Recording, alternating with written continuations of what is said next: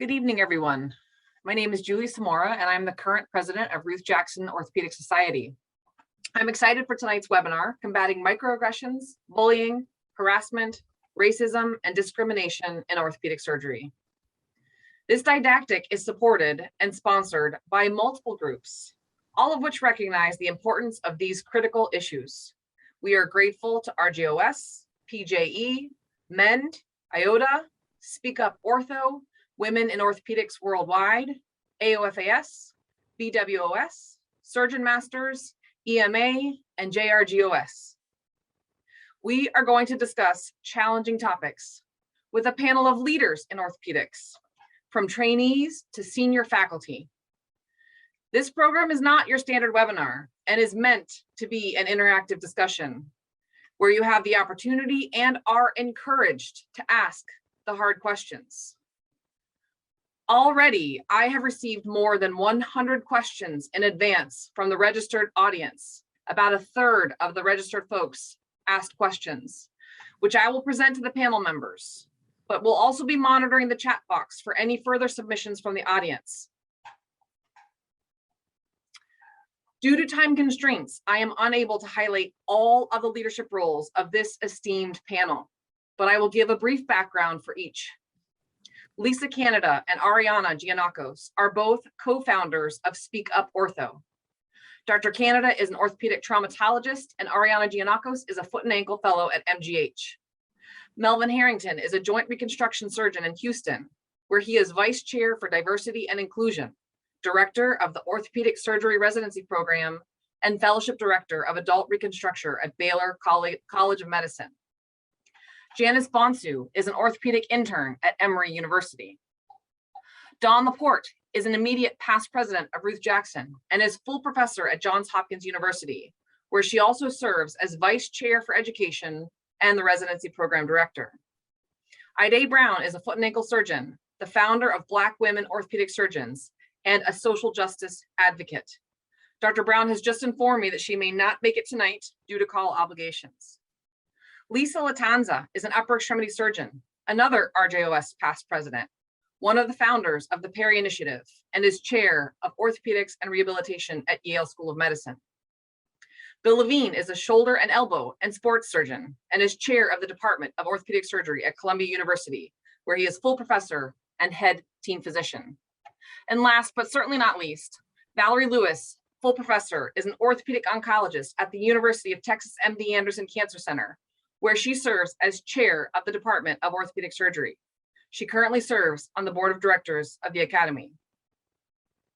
Before we begin with our case scenarios and difficult questions, Lisa Canada will present the first annual RJOS Courage Award. Thank you, Julie. Courage has been defined as the ability to do something that frightens one, and strength in the face of pain or grief. Courage is also a choice and a willingness to confront a difficult situation. As healthcare professionals, we may become aware or become witnesses to, or even be the victim of unethical practices. These may be regarding patient care, treatment of medical students, residents, staff, or colleagues. At some point, what is witnessed may be too hard to ignore, and someone steps up and calls out what is wrong. That takes courage. And sometimes it comes at a great cost, including loss of job, shaming, and isolation. In 2016, Dr. Samara Friedman founded the Women in Orthopedics Facebook group. In this closed group, one may feel safe sharing stories of concern. Stories may even be posted anonymously. As one can imagine, stories with the unimaginable acts and consequences are posted. There have also been incredible acts of courage outlined.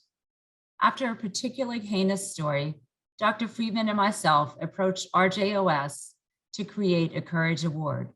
We are grateful to their support and sponsorship in this endeavor. Solicitation of nominations was announced through social media and email. There were 6 nominations received, including one person who was nominated twice. Tonight, we would like to recognize an individual who defines courage and conviction, and in representing what is right, to protect and help others. We are pleased to introduce Dr. Ariana Tanakos as the inaugural recipient of the RJOS Courage Award. She was nominated by Drs. Don Laporte and Dr. Mary McCulhay, along with 4 additional letters from colleagues and mentors. She was previously a resident at an orthopedic program in New Jersey. Unfortunately, she had to contend with significant and persistent bullying from male residents and faculty during her residency training.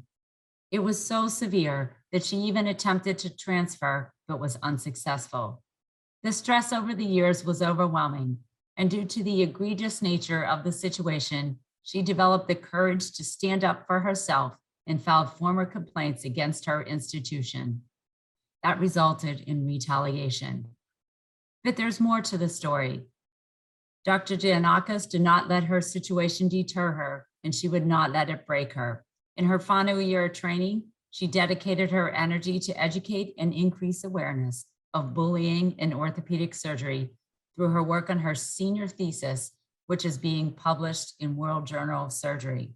In 2021, she became one of the founding members of Speak Up Ortho, a group with a large social media presence designed to educate and increase awareness and drive change to improve the culture of orthopedic surgery.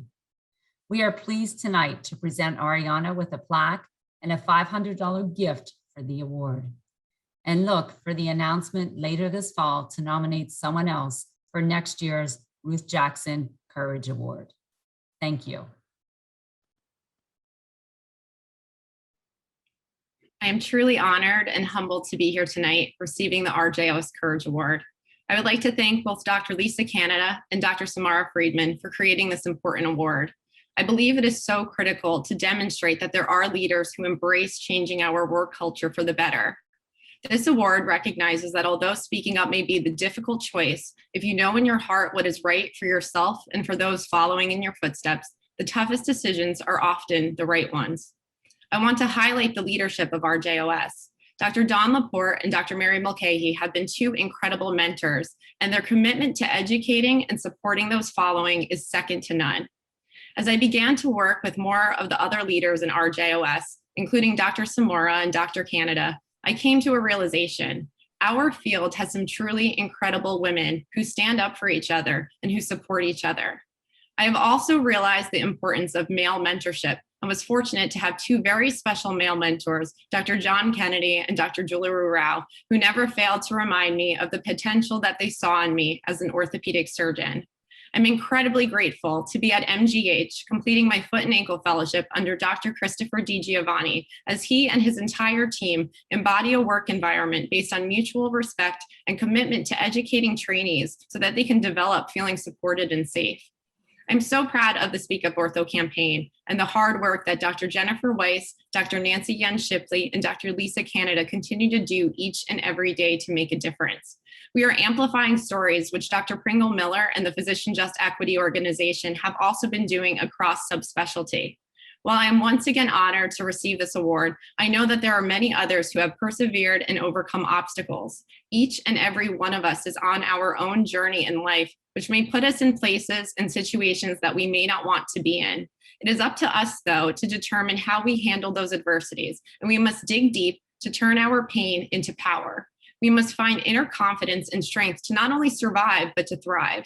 As many of you are aware, we have received hundreds of stories submitted to Speak Up Ortho of men and women who have faced their own hardships. I want to remind all those who may be struggling or going through a dark time that you are not alone. And as Brene Brown stated in my favorite quote, one day you will tell your story of how you overcame what you went through, and it will be someone else's survival guide.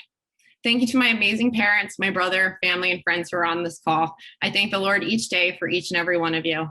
Thank you all again to the leadership for this honor.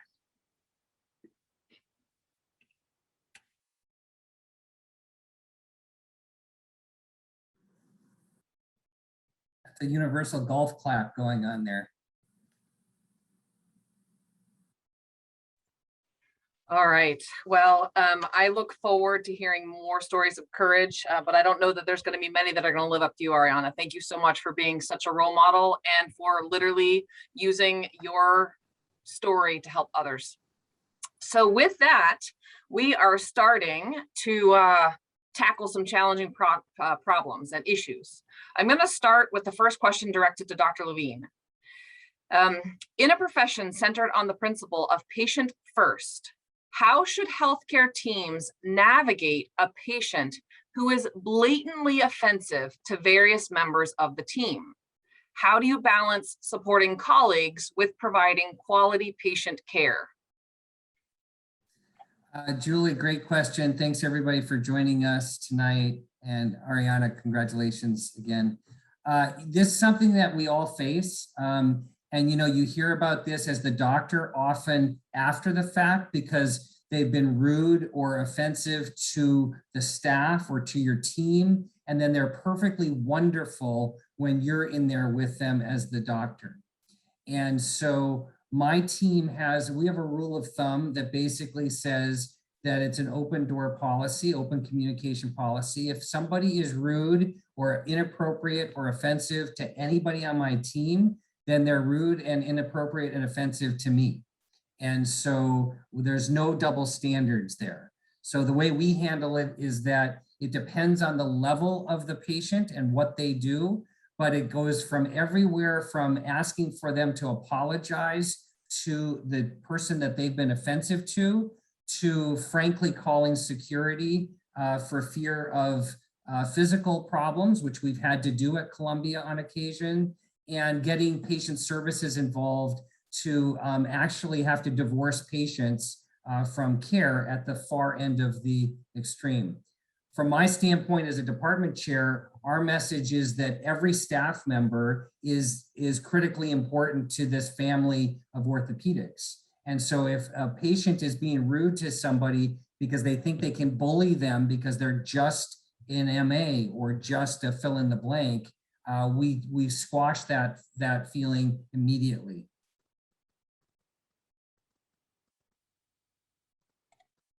Great, well, you made that sound easy. Dr. Lewis, next question's for you. How do you recommend a mentee respond when he or she is mistaken for a non-orthopedic surgeon? For example, the family or patient presumes that they are a PCA or an MA or a janitor or a physical therapist. If you observe such a situation as they're attending, what approach do you take to the family or the patient, as well as to the other members of your team?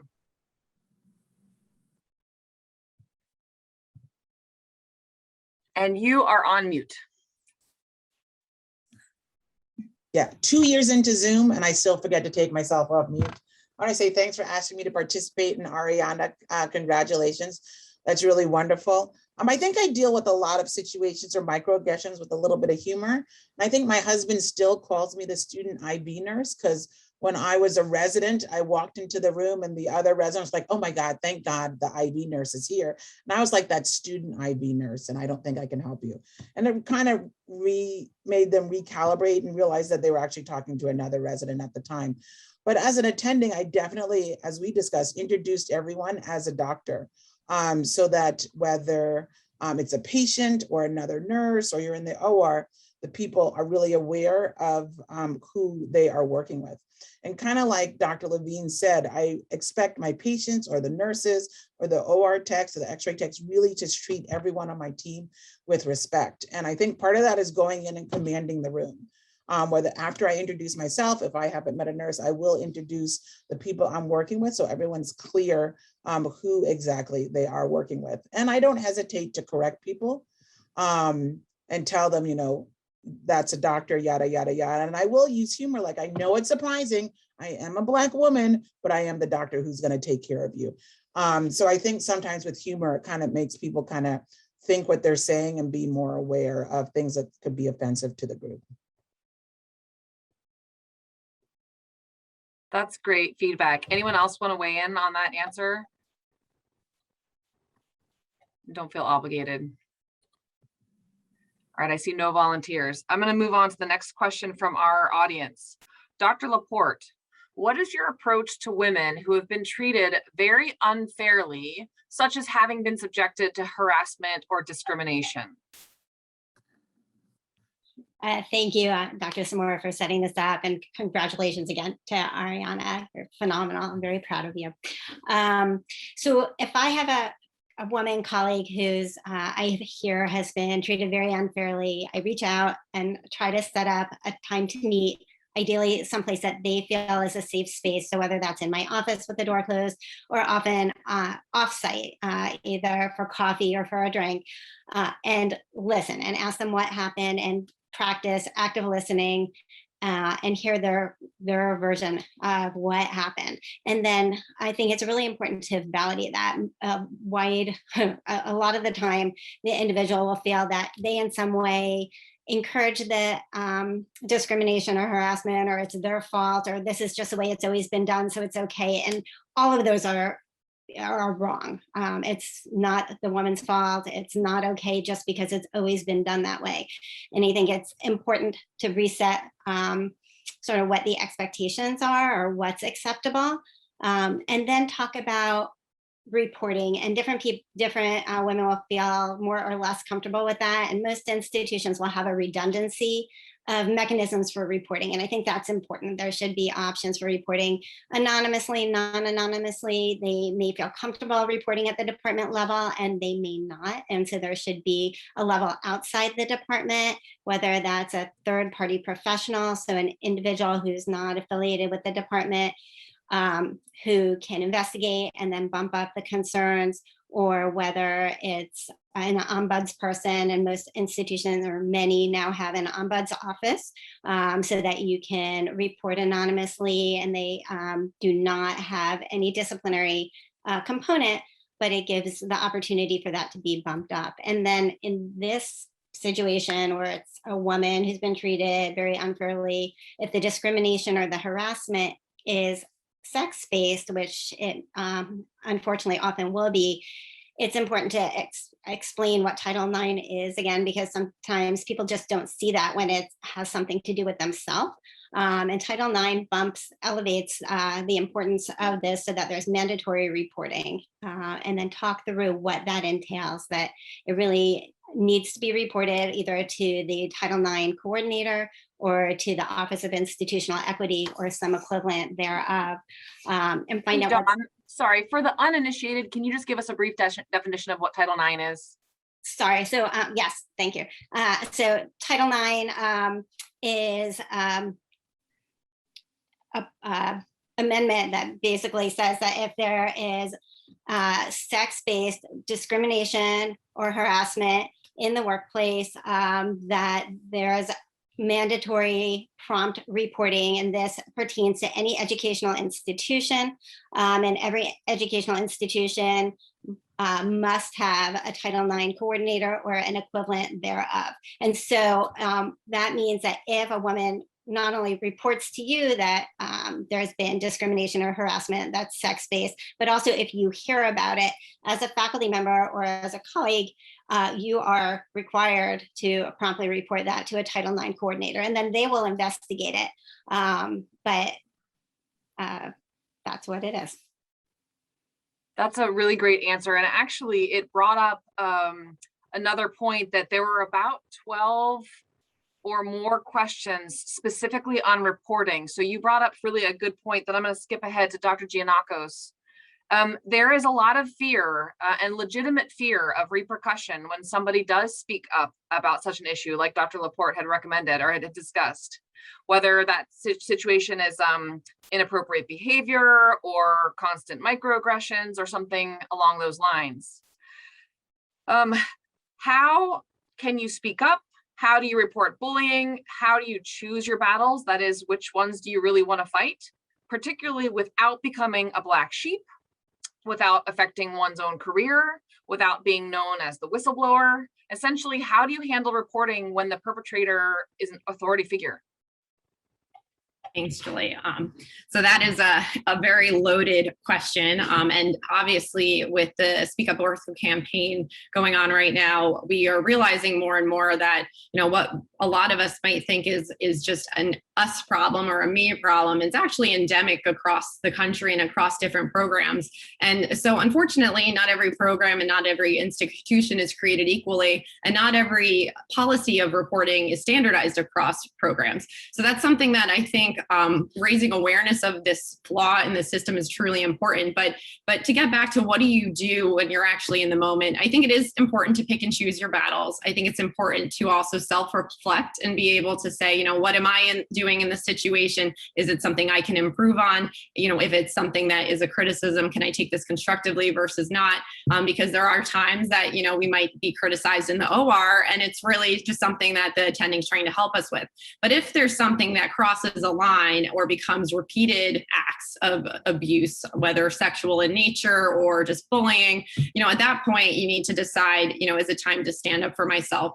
One thing that's important is to document these instances. Bystander intervention is really important too. So if you have a colleague who is with you or nearby, talk with them. If there's someone you can confide in initially at your level, a resident, I think that's an important first step. If there's a senior resident that you can talk to a little bit about the situation, have some allies there. If at that point you still are unsure and uncomfortable, as Dr. Laporte brought up, there are other bodies that are third party that can actually be very beneficial that aren't necessarily linked with the institution. I do know that still is very scary to still report to.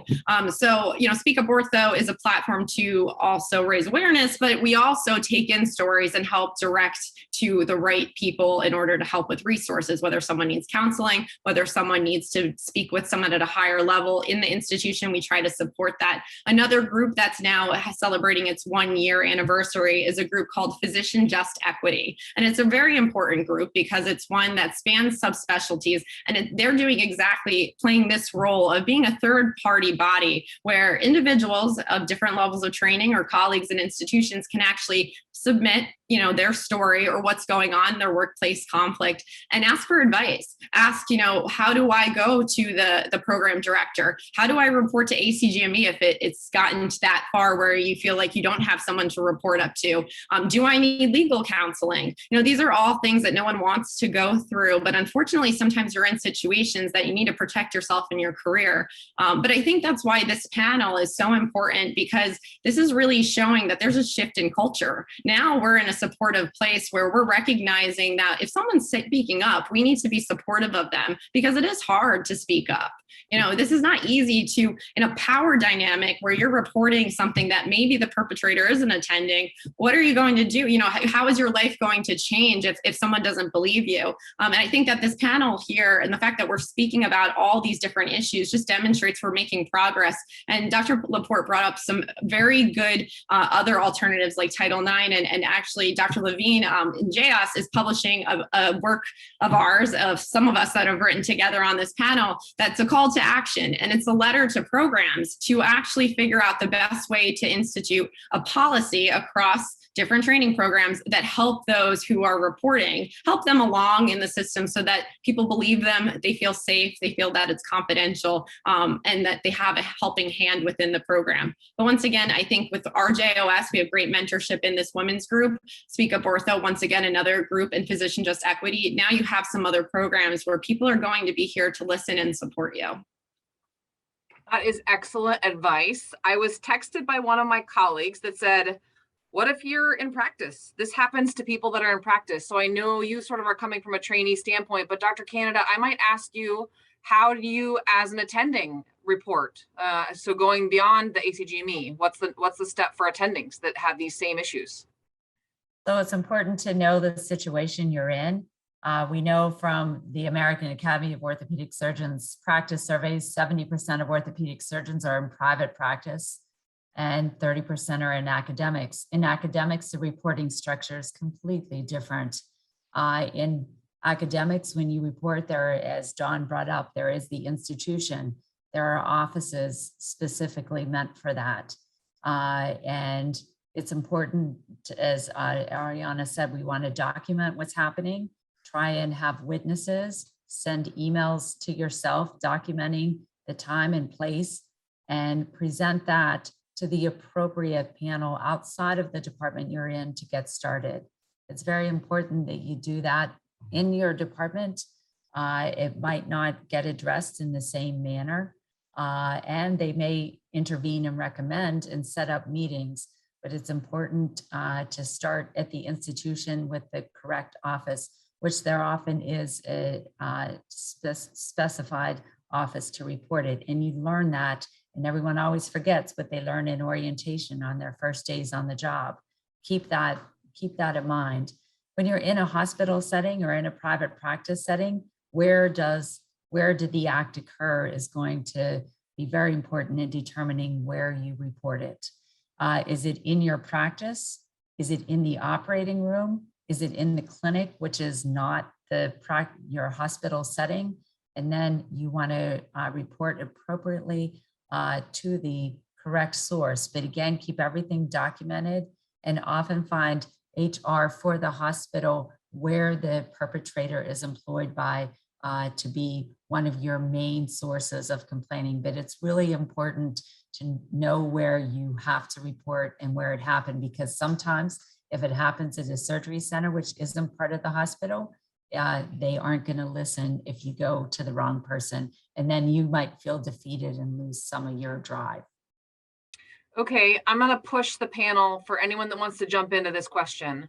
So you've done all the right steps. You've gone to the ombudsman, you've reported appropriately, you've documented, you've done everything, and no one addresses your concerns. What's the next step? What do you do then?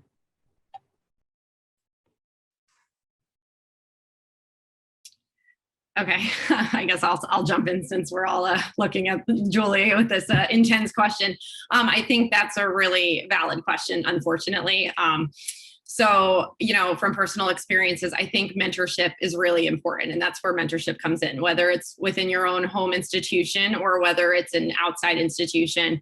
So for me, I had several mentors that I confided in and could really speak my truth to, my concerns. Obviously, no one wants to be in a position where they say something and then they lose their career, lose their fellowship opportunity, or considered a black sheep of a program or an institution. That's not the goal. The goal is just to make a work environment a better place for all. And, it's a training environment. And also for those who are not training, this is your life, right? You're spending all this time here. You should be able to work comfortably without being harassed or bullied. So I think going to mentors outside of the field or outside of your institution can help. I do think ACGME for trainees is an option to speak with them about. But then ultimately, if you do fear retaliation or you have been retaliated against, that's where seeking legal counsel, unfortunately, might be the route and the alternative. And that's where I think outside groups like Physician Just Equity could come in to afford you some resources, at that point. And right now, once again, a lot of the people on this panel are working on policy changes so that there is a separate entity that's not affiliated with the institution, the program, a completely separate entity that actually can help address looking and investigating complaints confidentially so that, individuals feel like they can actually speak their truth. Two things. Dr. Levine has his hand raised up, but I wanted to comment on something that Dr. Miller had mentioned in the chat. She said it's really important when you are documenting to use a private email, not your work email. Keep all of your records separate at home and not at your work, because everything digitally is discoverable. So just a very, very good note from someone with that legalese that none of the rest of us really are that comfortable with. Dr. Levine. Yeah, I think one thing to keep in mind is that 70% of us leave our first jobs in orthopedics within the first 5 years of starting practice. That's a number that's been around a long time.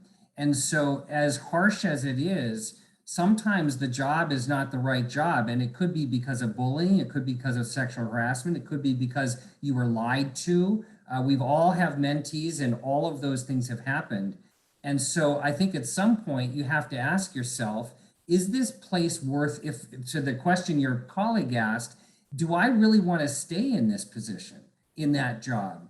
And you might say, well, boy, that's giving up by leaving. Well, I think you have to ask yourself, how important is your happiness and how important is your well-being and your partner's well-being if you have a family? One of my former residents is now a huge social influencer.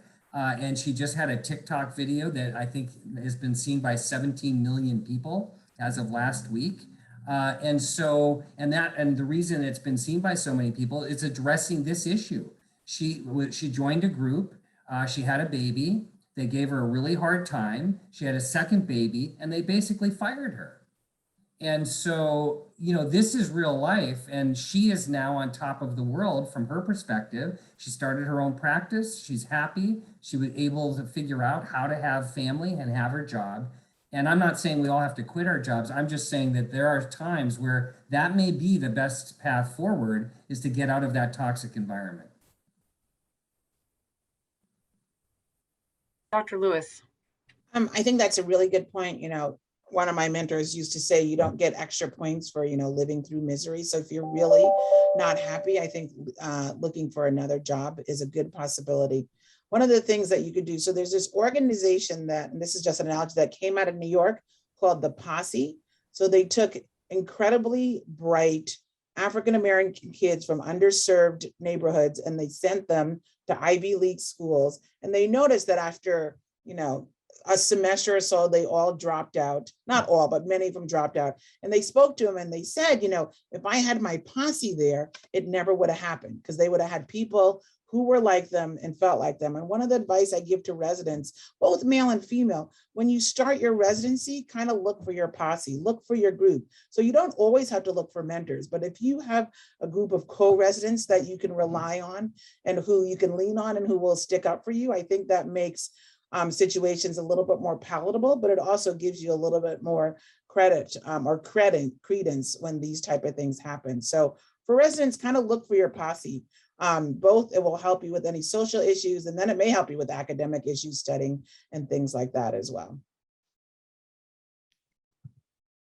Great. I appreciate the time spent on this discussion. As I said, this was the hottest question that was submitted ahead of time. Dr. Harrington, how do you find a sense of belonging in a location where there is no diversity? Well, I think Dr. Lewis just hit on the point. It's, you know, I think number one is trying to make a community wherever you are. And, you know, within orthopedics, you know, I think we all share the common love of orthopedics. And so I think, you know, most places, your co-residents will be, you know, the start of your new family. And then I think it's important just to look outside of your department, look at the whole institution, and then, you know, throughout wherever the city you happen to be. I mean, you know, if you happen to be here in Houston, well, yeah, we've got everything. You name it, we got it, and lots of it. You know, if you're in a less diverse area, you may have to search, and whether that's going through church groups or, you know, other organizations or, you know, affiliations, trying to find, you know, some sense of community and support to get you through. All right, I'm going to push you one step further. How do you craft a more diverse and inclusive environment? Well, you know, speaking as a program director, I do it intentionally. I mean, I can tell you, I'm in the process right now of reviewing the millions of applications, like all the other program directors out there, and I intentionally look for a diverse group of applicants. And you know, I've had some of my colleagues comment at our interview sessions, "Oh wow, we've got a lot of women interviewing this year," and I'm like, "Oh really? I wonder how that happened." It's intentional, and so, you know, it's got to be intentionally driven from the top. But your answer should be, you're welcome, right? We have a lot of women interviewing, you're welcome. But I think that is a great point. Diversity doesn't happen by magic, and neither does inclusion. And you can't sustain diversity unless you have inclusion. So just bringing a few women in or bringing a few people of color in, unless they feel a part of the process, then they're not going to stay, and you'll never have continuous diversity. So I think you really have to work on inclusion after you get, you know, your women and people of color in the program, because that in it of itself will bring more women and people of color in the program. Awesome. Dr. Latanza, How do you address staff who may be well-intentioned, but are a constant source of microaggressions? Great question. And I'm not sure that you can be both well-intentioned and a constant source of microaggression, but let's pretend you can. I do think what you're trying to point out probably is that there are different levels of this. And some people are, stuff just comes out of their mouth that's inappropriate, and it happens frequently, and it's usually not intended to be a microaggression. But when we talk about intent, we also have to talk about impact. So it doesn't really matter what the intent is. What matters is the impact of what was said. So it's probably a bit easier to deal with those that are well-intentioned or perhaps are well-liked otherwise, but they just are always putting their foot in their mouth around certain people or around trainees or whoever it might be. And then there's the other type who really mean to be nasty, and their comments are intentioned. And so those are two different things, but I address them directly. I've been accused all my life of being too direct, but that's my way of dealing with people in this situation. I don't think you can let people slide on this, but you also don't have to be nasty about how you point out what's happening. So what I like to do, and what I have done on multiple occasions, is have people sit down and chat with them over a cup of coffee. And this is actually kind of a Yale policy. When somebody is misbehaving, we start by having a cup of coffee together and find out what's going on in a non-threatening manner, and then point out the behaviors that are not well tolerated, and make it about the behaviors, not about the person. And depending on the situation, you want to bring some education to that person. It may be that they don't realize the impact that they're having. It may be that they do realize it, and they maybe don't care about the impact that they're having. And those are two very different situations. And in the second situation, those sometimes get escalated to the Office of Academic and Professional Development if those early conversations don't land well and the behaviors don't change. We've taken people off teaching rotations that have been problematic with microaggressions to residents. And it doesn't have to be, I mean, if they're having problems with a female resident or a resident of color, it doesn't matter. They get pulled off the teaching rotation. They're not allowed to be around any residents until the behaviors change. And I've had to do that since I've been there. I've also had a situation where one of the faculty bullied one of the staff in a faculty meeting very publicly. And that situation was handled quite differently. That one got bumped up to Office of Professional Development. It was a very public humiliation. That person had a long history of bullying people and being inappropriate in multiple situations. So I think there's two different types of people that perpetrate these microaggressions, and you have to kind of tailor what you do based on who they are and what their patterns of microaggressions are. But they all need to be addressed. Sorry, as you were speaking, a question came in that says, how do you educate others to see race and understand racism to help them become better allies? Plenty of interactions I've had with troublesome patients and staff has been countered with, oh, they're just a jerk and have always been that way. Well, I think, again, there are different ways of doing this, and there's literature that supports actually that some diversity training actually doesn't help and can make things worse. So, I think that the things that do work are putting people together on teams. So having people serve on diverse teams and be part of a team that has diversity on it.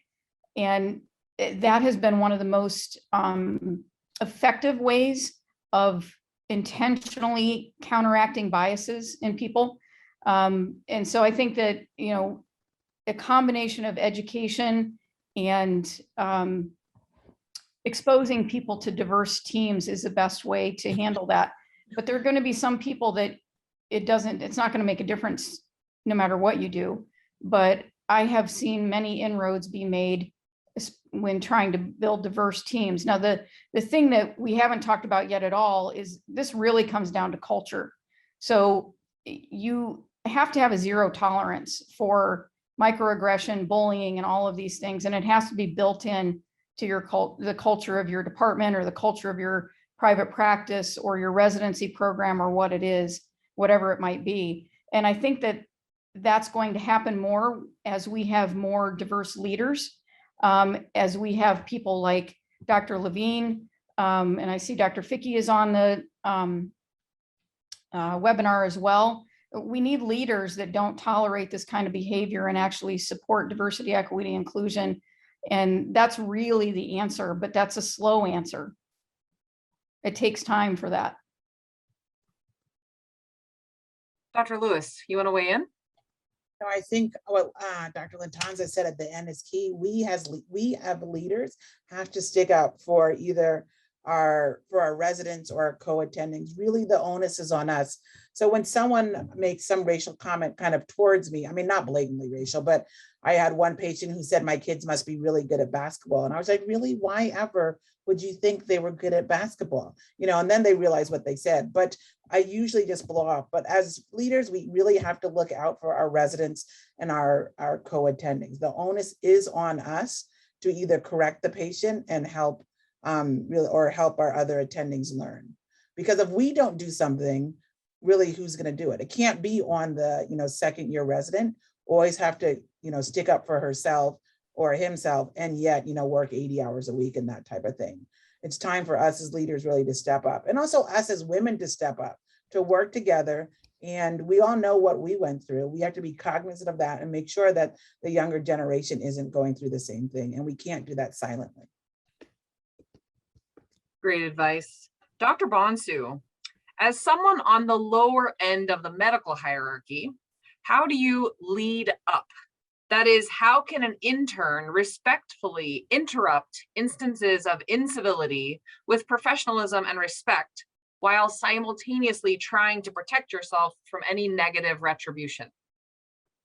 Oh, that's another loaded question. Thanks for having me on the panel. And, I know we're focusing on microaggressions, but as recent as medical school, which was just a couple months ago, I've been accused of stealing from the emergency room when I was getting splint supplies. I've been called the N-word, I've been spat at, called a dirty black monkey. These are very blatant acts of racism. It's not microaggressions. So I'm gonna focus on the microaggressions because I've spoken kind of about those blatant ones, and the response for that's always different because that's a safety threat when those things are happening. But from being at the lower end of the hierarchy, I've learned to be an expert at assessing the situation and whether or not it's an environment where I can teach or where I need to de-escalate and to diffuse. So I lead up by modeling, the response I want others to adopt when they're faced with it. But as a minority in medicine, this is a skill I've been honing my whole life, unfortunately. Depending on the microaggression, the environment that is taking place, the audience that's taking place with, my response has to change. And that's hard when I'm trying to talk to an ally about how to support me because they don't see all that calculation that's happening in my mind and they don't understand the nuances. But there are a couple levels. So I just, like, my algorithm is this microaggression towards me or towards a colleague, because my response differs. And is the microaggression directed from a patient or from a colleague or an attending? And if the microaggression is towards me, I can decide whether I want to address it based on my past history at that institution or with the patient. Assessment of whether I have to work with you and if it's worth my investment to change this context, and my personal comfort with what's going on.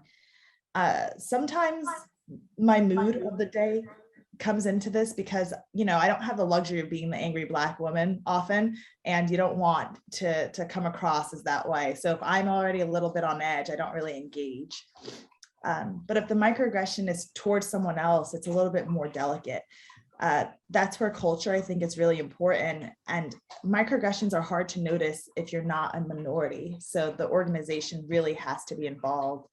And I think it's best for a residency to establish a culture of having these kind of conversations and discussing what if scenarios. So what if this happens to you? How would we want our colleagues to respond to it?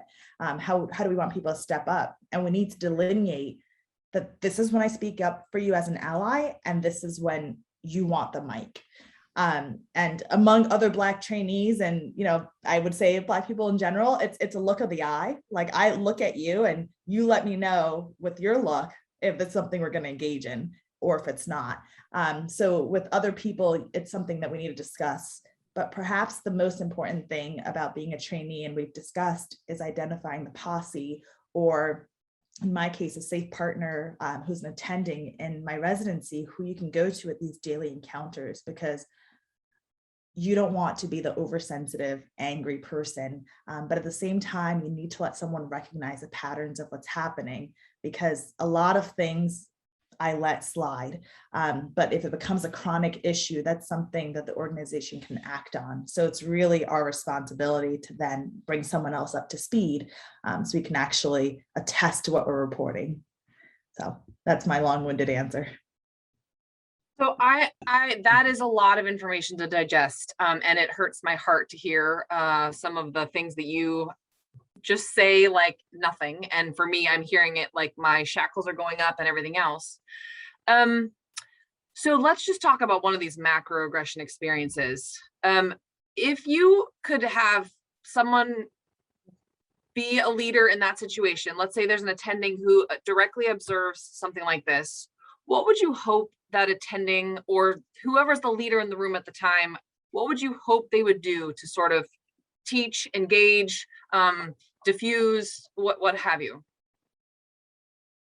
This is, I'll call back toward the emergency room situation when the patient like spat at me and called me a dirty Black monkey. I think that was something that stayed with me for several months, because I kept trying, I was frustrated with both how I responded and how my attending responded.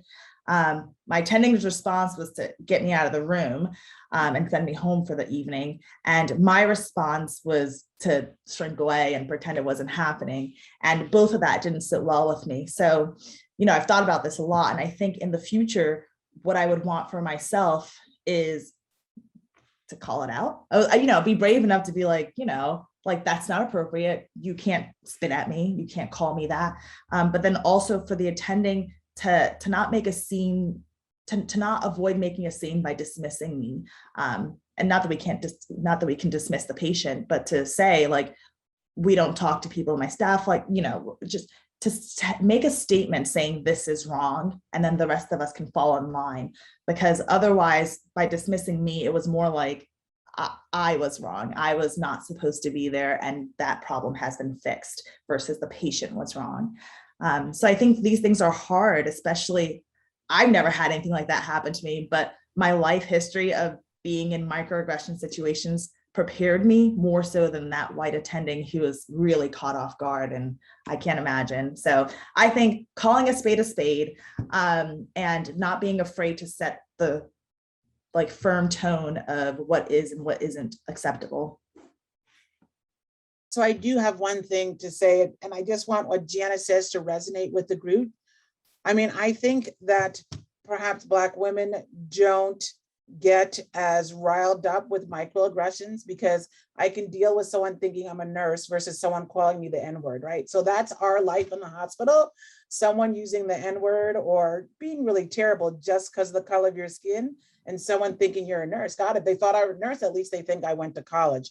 So there is a really different experience that Black women orthopedic surgeons have compared to white women orthopedic surgeons. I think that's something that we have to discuss as a group. And unless we discuss it as a group, we're not going to be able to move forward as a group, right? So that's where inclusion comes, because I think this is a very important story that Janice relayed that everyone on this call has to hear, both the panelists and the attendees. And Dr. Lewis, I've been called the PC police among my peers for not being okay with some things that are happening. So that's the culture thing that comes from the attending. So if you guys are able to be the PC police, I'm just falling in line and following your lead. And that really eases as far as retribution toward me. Dr. Laporte. Yeah, Dr. Bonsu, thank you very much for speaking up and sharing really tough stories. I think it is the faculty and your leadership's responsibility to set what the expectations are and to say something real time, like in your emergency department example.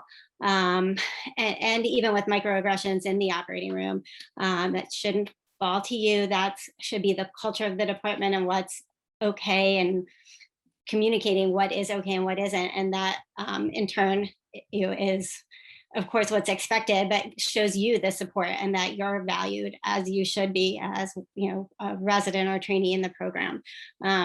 So I think having those discussions in the department, maybe at a faculty meeting, maybe with the residency in a town hall, of what the department considers acceptable behavior is really important. And then standing up for any digressions from that. I agree. This is where leadership is key. Someone had shared in the chat that if a Black woman speaks up, they are judged as the angry Black woman. They're not allowed to express themselves or stand up for themselves without being judged negatively. And so sometimes you need your white or male allies to speak up for you. And that's where, everyone, including the panels, as well as the people the listeners, everyone here is a leader and has the capability to stand up and really practice, as Dr. Latanza referred to, this no tolerance policy. Thank you, Janice, for sharing your story. It's hard to listen to. Dr. Canada, how do you respond to a resident where they perceive all feedback that has been given as having bias undertones? That is, the mentee takes everything, even constructive feedback and constructive criticism, as either a personal attack or harassment. That's a very good question. So I think it's important to back up before you get started with this process, in that, first of all, realizing regular feedback to trainees is definitely an important part of education. And many of us as educators have not always been trained in the skill. I use something I call feedback cards. And what I do is I first, at the beginning of it, and knowing that I have this person that doesn't take feedback well, I try to set expectations that incorporate their personal goals and external objectives. I ask them, what do you want to learn? Put it on this card. What resources do you need to achieve your goals? And what would show that we've helped you achieve your goals? That's early. I try and do that early so that then when it comes time to providing feedback, obviously I've had time to observe them. And I also, in the session, want to begin by listening to the trainee and their self-evaluation, because that's going to give you a clue as to their understanding and their evaluation of themselves. And I always start, as we know, describe what the trainee does well. I want to discuss opportunities that can show improvement and emphasize really what can be modified, because there's your personality can't be modified, but how you respond to your responses can be modified. That's a modifiable behavior. And always having a plan for follow-up in those situations. But I think a good way, knowing that they're afraid and fearful and don't take it, you want to always identify when the feedback's being given. They might just think you're having a conversation.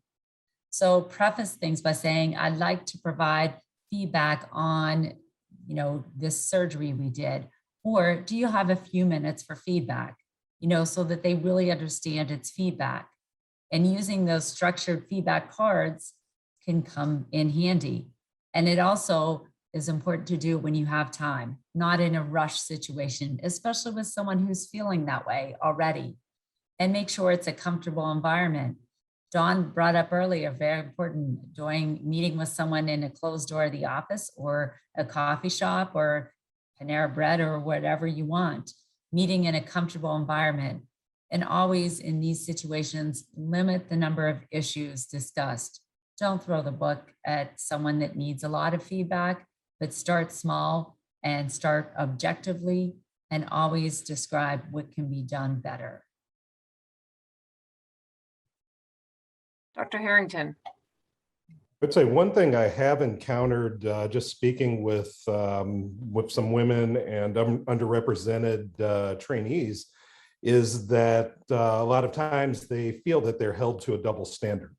And so they're not sure if the evaluations are accurate, where, they will make a mistake that they see that they get reprimanded for, that they see their colleagues make, that nothing happens.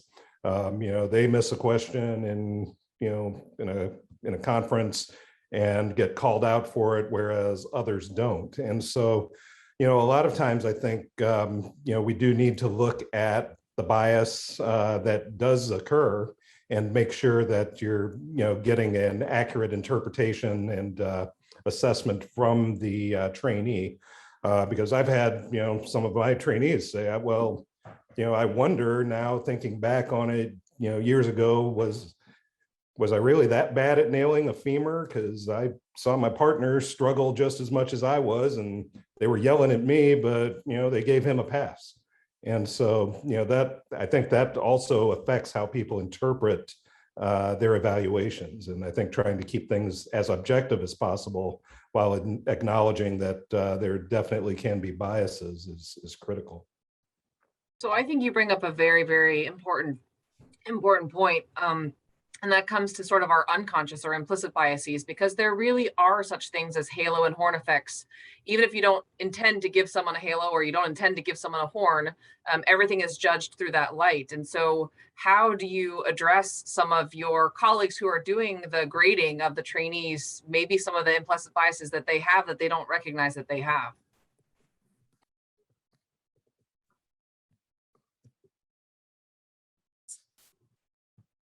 So one of the ways to address those implicit biases is really, I think, having the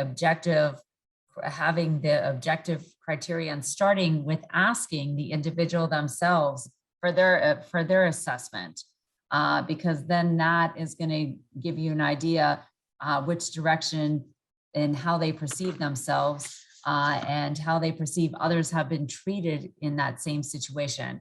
Such as Dr. Harrington said, nailing a femur, just seeing someone struggle through it.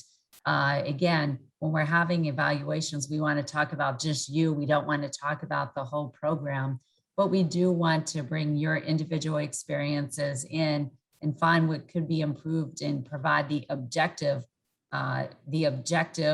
steps by step. And again, by having some objective criteria on cards and goals, I think that goes really far in helping not provide horns or halos on every person, because you can say, this is what you met and this is what you didn't meet. Yeah, that's great. A question just came in the Q&A box that said, what about the opposite? What about when faculty are afraid to give instructive feedback or criticism to either women or people of color?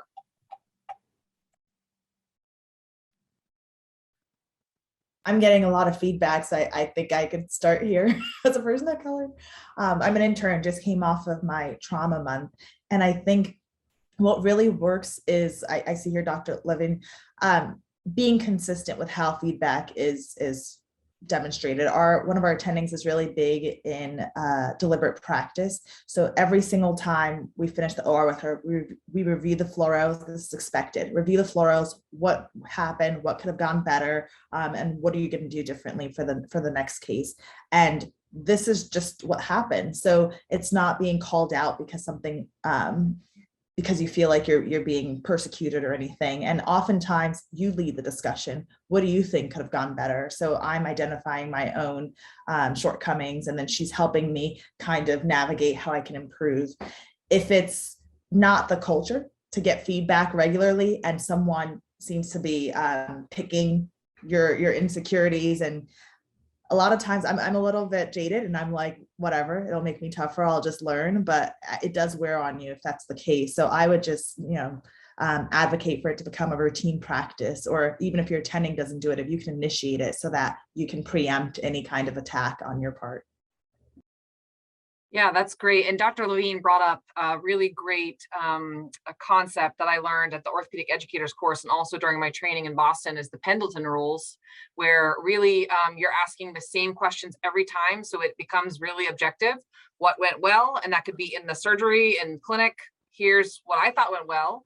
what could have gone better. Here's what I thought could have gone better. So when you're going through these questions in a routine fashion, people know that you're going to go through it after every case or after every clinic session or after every lecture that you give, so that's very objective and structured. I think that actually helps. Ariana. I have to echo what Dr. Bonsu said. I think that she brought up a really great point, and it actually followed the other point of HALO, being able to differentiate treatment of individuals. So I think as trainees, it's very easy for us to recognize when we're being treated differently by certain attendings or faculty. And I think that just the rules that you had just stated here, I think that is such a critical thing for attendings and faculty members to do. You can be friendlier with another resident or another fellow or another colleague, and that's fine. We're not here to all be best friends, but at the same time, in an education environment, in a workplace environment, we still all need to be treated equally and with respect. And I think that, as Dr. Bonsu said, we can pick up on the either microaggression, macroaggression, and the subtleties of, do I get the scalpel? Are they, berating me a certain way that's different than the way they berate another person? Or not to say that that's okay, but, I think that a lot is said when everything is standardized and there's expectations that are set for each resident on every rotation. Everyone does the same, tasks that they're assigned, where others aren't pulled all the time or not allowed to scrub with someone because maybe they don't like them as much or they're uncomfortable. It should be all standard, and I think that's a good way to really address and make sure that if a faculty member is concerned that they might be offending someone or not, they know that if they keep it standard and consistent across their residents and trainees, that shouldn't be a problem. All right, I want to make sure we tackle this question because this was a question that came up a few times also by the participants.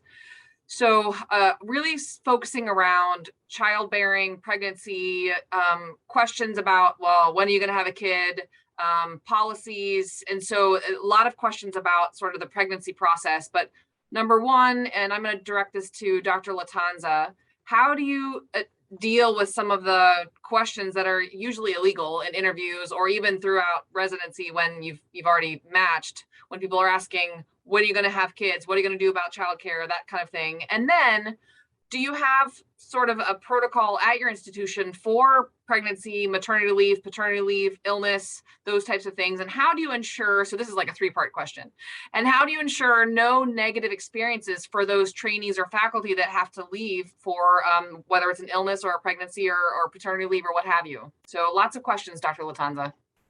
Okay, what was the first one? I've already forgotten. So how do you deal with just the questions on, are you going to get pregnant? How are you going to take care of your children? Those just the questions that either could be in an interview setting that are clearly illegal versus, when you're a trainee or a young faculty that people are asking you these questions. Yeah, I was asked in an interview for a residency position what I wanted to be when I grew up, and I started to talk about wanting to be a sports medicine doctor, and the interviewer interrupted me and said, no, I mean, do you want to be a mommy? How are you going to hold retractors when your belly's sticking out to there and you can't get close to the table? So I've been on the receiving end of that. Granted, it was 1 or 2 years ago. So I know what that feels like to be asked those kinds of inappropriate questions. One of the things that we do at our institution, our questions are scripted during interviews. So we ask the exact same questions of every single person that we interview. There is no downtime left for inappropriate types of questions, and we're very deliberate about which faculty are in rooms together. So we know that there's always going to be somebody that would head that off at the pass if there was extra time at the end and it started to go in an inappropriate direction. So for actual interviews, that's our way around that. We just simply are very deliberate about our interview questions, and we do that in exactly the same for every candidate. If I happen to hear those kinds of questions, it's just like any other, it's a microaggression, right? So you're going to deal with that just the way you would deal with any other microaggression. I usually will sit back and see if the person that's on the receiving end wants to step up for themselves. And if they do, that's great. If they don't, then you use your ally skills and be an ally for that person, because someone's reproductive choices are absolutely no one else's business. And that's pretty much what I will say to them. Maybe not necessarily in exactly that manner, but in some manner of speaking. Our policies are part of our resident handbook. So we do have policies around both maternity and paternity leave, as well as adoption and illness. And we follow the ACGME guidelines, which is 6 weeks of maternity or paternity leave without having to extend your training. If there are any extenuating circumstances, then we take those things into consideration. If there's a difficult pregnancy or something like that, there are ways around that, but it may lead to some extension of the training if it's more than 6 weeks and for that 12-month period. It's interesting because many of our residents we've had a couple since I've been at Yale, and obviously several when I was at UCSF. And they tend to be, I don't know how they do this, but they tend to be able to plan these things sometimes around the time that they're going to be in the lab. It's kind of amazing how many have been able to do that. And, it's not a requirement, but some people will choose that because it's also an easier time to transition back from their maternity leave back into the lab. We also have APP support. So we look at the individual and what rotation they're on, what their call schedule is with regard to whether they're PGY 2, 3, 4, 5, how much call they're taking and what type of call. And we have APPs that we will plug into some of the call schedules, so there's not an undue burden on the other residents when that person is out, whether it be for maternity, paternity, or an illness. And the other thing is, and I'm going to keep harping on this, is the culture. So how do you make sure that there's no negative experiences? Well, we've heard from people today, lots of negative experiences, so we can't ensure that. But the way that you try to ensure that is by cultivating a culture of acceptance, inclusion, and diversity, which means that we're accepting women who may become pregnant during their training, and we're treating that like a normal human function because that's what it is.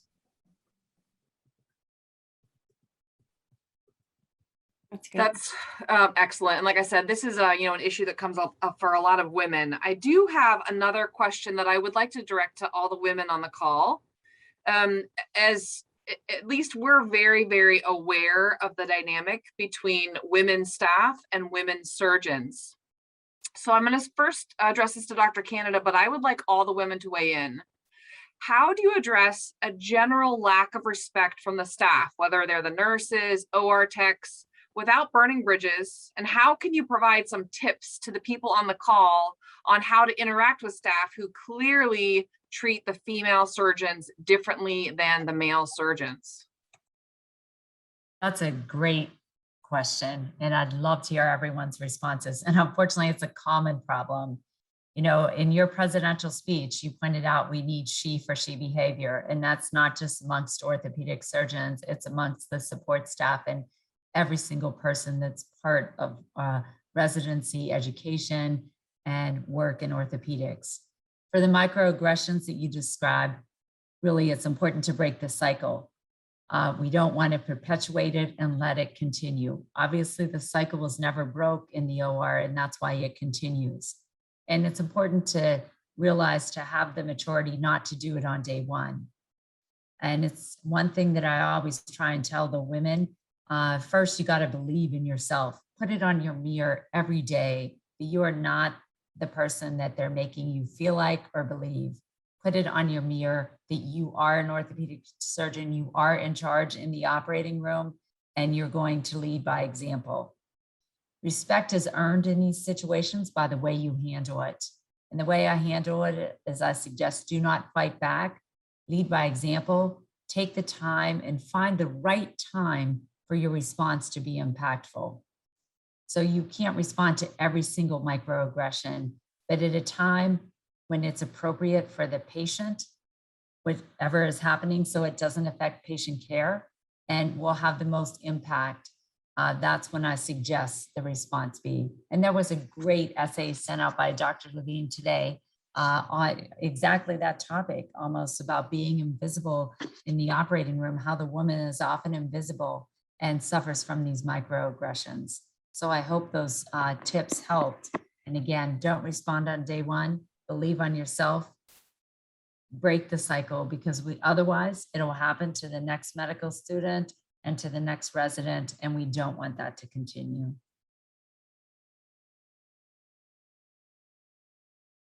I have an example, a minor example, but I think one that many of us have experienced in the OR possibly.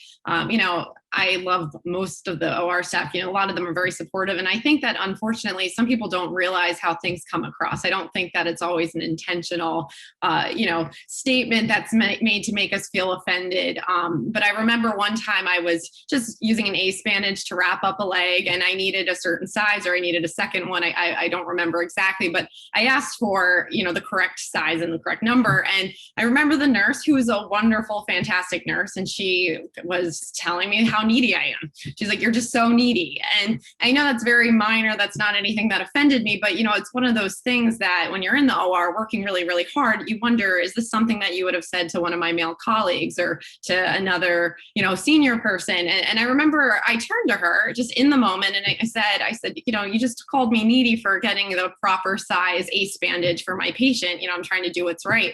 And I just asked her, do you say that to all residents that are asking for an ace bandage of the right size? And she didn't really, she looked at me and kind of did a double take and very nicely said, "You know what, honestly, I don't know what got into me. I was rushing around. I shouldn't have said that, and because you did need that." And although this is a very minor example, but I do think it's something that some people don't realize what they said or how it came across. And I believe we should always try to give the benefit of the doubt when we can. And sometimes just saying one thing to a person and addressing it head on in a very respectful manner has people stepping back and thinking about it. And in the future, they don't say it again. So it's how I would handle it initially.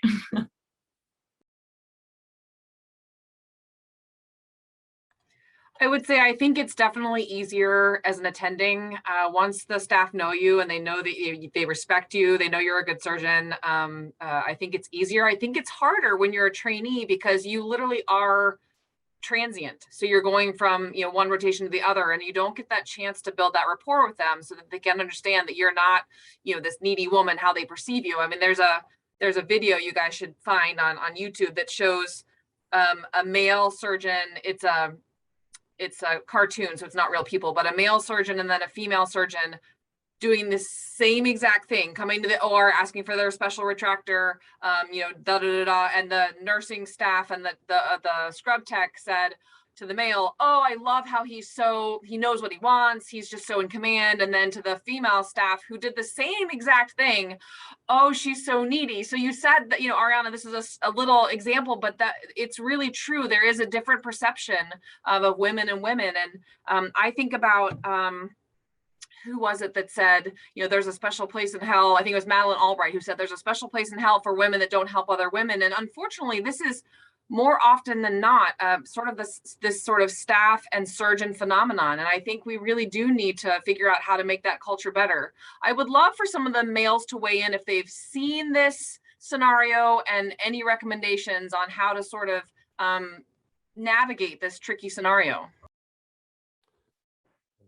Away and talk, just relating, what I've heard from one of my colleagues. She basically says she tries to be nice to everyone. And, when she started off in practice, she would, hold her tongue and try not to yell and scream when she wanted to, because she realized that if, she were to act out like some of us male tend to do, that she would be considered the B word. And so, she started off very nice. Now, technically, she's phenomenal. So that automatically garnered, respect from everyone in the OR pretty quickly for her. But, she still, to this day, she says she tries to be nice because she knows how the interpretation is going to be if she yells and screams like some of us males do. And, I try not to do it because if I do it, then I'm an angry Black man and I'm intimidating and yada, yada, yada, because I've heard that before when I raise my voice. So, I think it is a lot in how you're perceived and, setting the tone. But that can be exhausting. So I felt like I started out like that.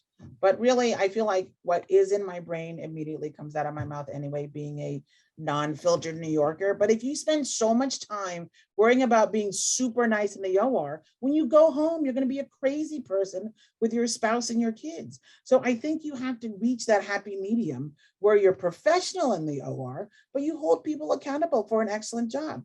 I expect the people that I work with do an excellent job because I'm working really hard to do an excellent job. And I don't, and you're right, at the beginning I did, but I can't spend all that time being extra nice. And my male colleagues don't. So I won't spend any extra time being nice. I mean, it just works out that I have a fun OR, but you can't, I don't think that you should have the added pressure of being super nice, because it always comes out somewhere else in your life. And I'd rather be super awesome at home with my husband and kids and maybe a little bit more professional and less, buddy in the OR than vice versa. I think that's an unfair issue that's pushed on women. Be yourself, be polite, be professional, but don't worry about being extra nice. And my old boss used to say, if you want a friend at work, bring your dog, right? We're here to be doctors. We're here to be professionals. I don't think women should have to be extra nice. Dr. Lewis, once again, I couldn't agree more with you. I think that was very well said. It is exhausting to have to always go that extra mile and be that person that maybe isn't natural. And I'm not saying that it's okay to yell and scream in the OR, but you don't have to be everybody's friend. You do have to realize that there is a double standard. You can be, exactly the same as the man next door, but you're not going to be perceived as good or as nice. It's just the way it is. And, I'm older than Dr. Lewis, but she's been dealing with it for a long time. And so have I, and it is exhausting. And I don't know how we're going to get that to stop, because we shouldn't have to change who we are. We all need to be professional, but we don't have to be everybody's buddy. But there's an expectation for women to be more friendly. And that's true not just with the staff that we work with, but also with our patients. We know that patients rate women as lower on many of the Press-Ganey types of scales, and it's because they want the hand holding and expect the hand holding and some of those more softer side characteristics from the women that they don't expect from the men. And I just kudos to Dr. Lewis. You said it very well. I do remember when I was an intern, I was on the ICU service and the attending brought me over and said I wasn't warm and cuddly. And I did curse profoundly when I was a resident. So my answer was, what the f do you mean by that? He was a little bit taken aback, but if you knew my other residents, the other 5, I mean, I could name them, everybody on this call would know who they are. No one was warm and cuddly, but they really just felt like I should be warm and cuddly because I was a woman. So I did push back a little bit. I think he was a little surprised by the words I used, but I shouldn't have to be warm and cuddly as a part of being a doctor. So, and if you put that much energy in being warm and friendly, that's also taking energy from being excellent in the OR. Your patient wants you to be excellent in the OR, and that's what we should be concentrating on, not whether, Beatrice, the nurse, thinks we're totally buddies with them. And I do think you should always be professional. And I do have some great friends who are nurses in the OR, but that's not what we should be concentrating on. Well, Dr. Latanza knows now what I found out 8 years ago, and that is that if your goal as a chairman in your department is to be everybody's friend, you will be the most miserable person on the planet. It's impossible. And all you hope to do is to be fair, transparent, and professional. And those 3 qualities are what we should be as surgeons. And I will say, I have some male attendings who have difficulties with nurses in the OR because they're not warm and cuddly. And they are, very dead set on doing the right thing for their patient. And when that's not done, they run into conflict. So there is some gender neutrality to this about saying you want to be the best you can for your patient, regardless of what your gender is. And sometimes we run into roadblocks as surgeons, and how we handle those situations will actually dictate, how the next case goes in the next case. So it's not about being nice to everybody, but it is about being professional and making sure that that the nursing staff understands your goal is not to be their best friend. Your goal is to have that patient have the most outstanding outcome possible. Well, this webinar is being recorded. I might have to censor it before we put it online.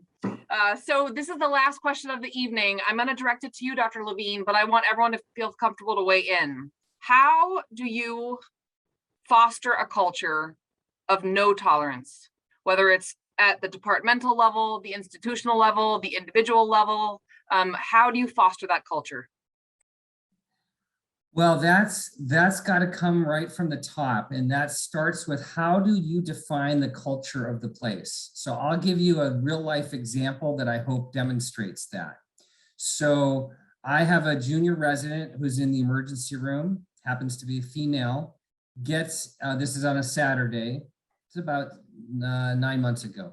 And she has a very, very uncomfortable encounter with a male attending in the emergency room, in a closed encounter in a room. Nothing happened physically, but it was a very uncomfortable experience. We have a culture, we talk about this, this is something that we have lots of discussion about. So thankfully, she called her third-year resident, who happened to be a female, who called her chief resident, who happened to be a female, who called our program director, Charlie Jobin, who called me. And this all happened within about an hour from the time of the event to when I got the phone call. I called the chair of the emergency room about 5 minutes after I got all of the details and the facts, and we called the head of our GME. And that was on a Saturday. By Monday morning, the ER attending was in the GME office, was in the ER chairs department in her office, and that attending had to go through formal training, had to get reprimanded, et cetera, et cetera. So what that showed to everybody in my department was that we walk the walk and talk the talk. And so there was an immediate response that led to not fear of retribution, not fear of saying something, but that said, hey, you know what, we've got a culture that actually does support us. And if we find ourselves in an inappropriate or uncomfortable position, the department and the administration and the residents and the entire group have our backs. Dr. Canada. Yes, I just wanted to help provide answers there. I see a couple of things about what people are saying about maternity leave. So there's two different policies that come into place for orthopedics, and that's what's important to realize.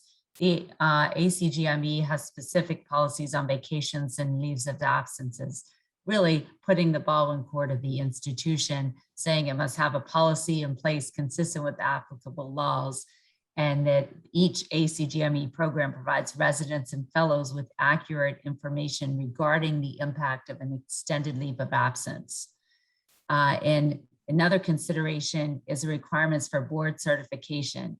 So that's what also comes into play. In orthopedics, the American Board of Orthopedic Surgery has realized a dilemma that can occur with pregnancy and possible pregnancy complications. And it has actually changed and allows the resident to have averaged over 5 years, at least 46 weeks of training. So that accounts for those instances where there may be some time or some problems with pregnancy or even illness or a car wreck or anything. We always forget about those things that also can happen. So they changed it, but that's the minimum requirement for ABOS. So you have ACGME, but you also have to meet ABOS requirements to take the board exam. So ACGME is much more vague and throws the ball back into everyone's court, and every year, refer to the common program requirements that come out in July of every year. But that's the best. And Dawn, do you have anything else to say about the ACGME? No, I put the ABOS policy in the question. I think that's probably most important for orthopedic trainees, and then the new ABMS policy if your program really doesn't have a policy. And Kristen Russo put in the chat a link to the RJOS position statement on parental leave. And I think that's a great resource that you can share with your program as well. So we have tackled some really difficult topics tonight. I would like to give all of the panelists an opportunity to give some last words of wisdom, some pearls. Clearly, we're just scratching the surface. Hopefully, we can all serve as springboards for all of you to ask some questions of. We are literally happy and willing and eager to help anyone with any issues or concerns you have. Clearly, we have a lot of work, but lots of opportunities to improve our culture and our inclusivity. But I would love to call on anyone that wants to give some last words of wisdom. Dr. Lewis, do you want to start? I think one of the things that women have that makes it also difficult is the imposter syndrome. If you're an orthopedic resident, realize that you deserve to be an orthopedic resident. It wasn't an accident.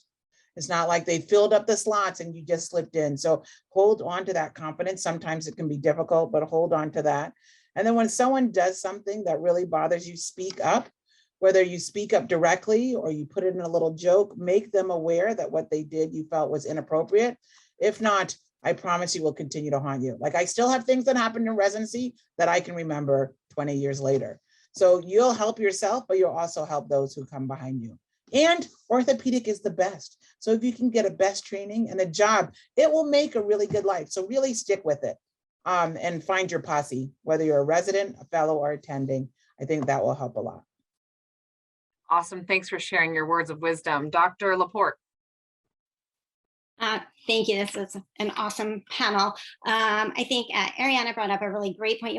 I would encourage you to find your allies in your program, but find an ally outside of your program too. Sometimes I think that's extremely helpful. So that's, somebody who's a mentor, a supporter, and an advocate, but who has that outside perspective.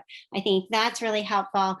Believe in yourself and value yourself. If you see something's wrong, don't second guess yourself, but act on that. And as there are a lot of leaders in orthopedics on this webinar, which I think is fantastic.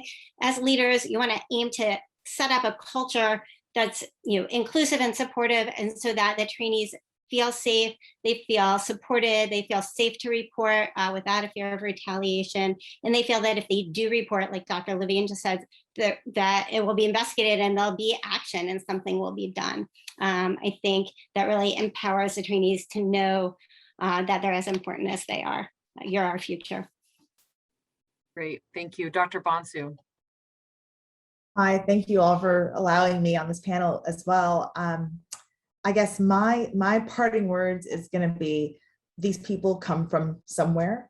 They are our neighbors and your cousins, aunts, the place where we can make big impact is in our communities. So by the time they hit the hospital walls, in my mind, that's not the place where I'm educating them. That's the place where I'm educating my colleagues of how to stand up for me. But do your best to call out microaggressions, racism in your own communities, and stop it at the source. Awesome, thanks so much. Dr. Harrington. I think I'll just echo what Dr. Lewis and Dr. Bonsu said. It's truly to speak up with microaggressions. If you are the victim, that the part of the challenge with microaggressions is that they are micro, and it's the interpretation and the impact, not necessarily the intent. And I think that, we have all committed microaggressions without realizing it, and certainly without intent. And I think the one thing is that people have to know. And again, you don't want to necessarily be perceived as the PC police, but I think it's something that people do need to know if they have offended you in a certain way, and just so that it doesn't persist. Because I think if it persists, then you have moved out of the spectrum of micro onto macroaggressions and bigger problems. Thanks so much. Dr. Giannakos. Thank you, Julie, and thank you to the panelists for having me here today. This has been a really wonderful webinar, and I learned a lot, even just in our discussion, so I thank you for that.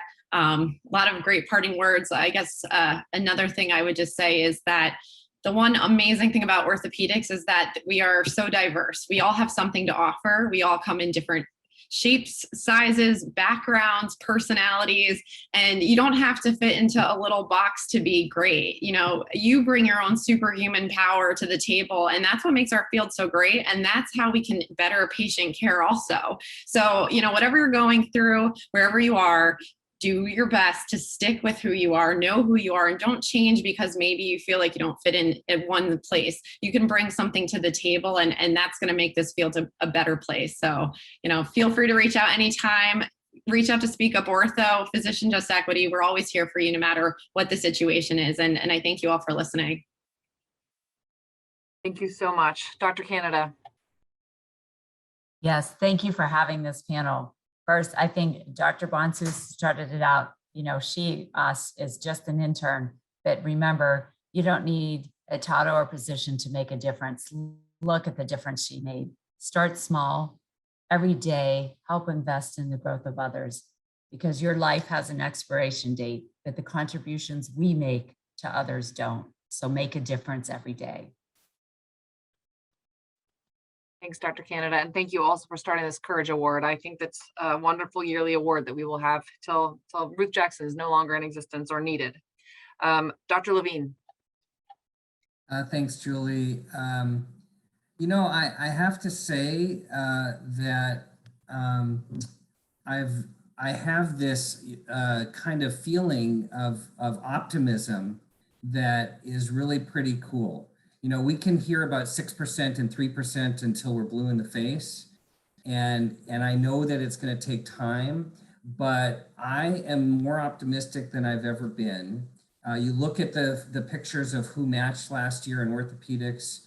You look at this panel tonight, and thanks for having the token white Jewish North Dakotan on this panel. You know, my last swan song at Rjos as editor-in-chief is going to be coming up at the end of December, and we're putting together a special edition that is going to, I think, really be fantastic and a lasting legacy to the diversity discussion that we've all been having.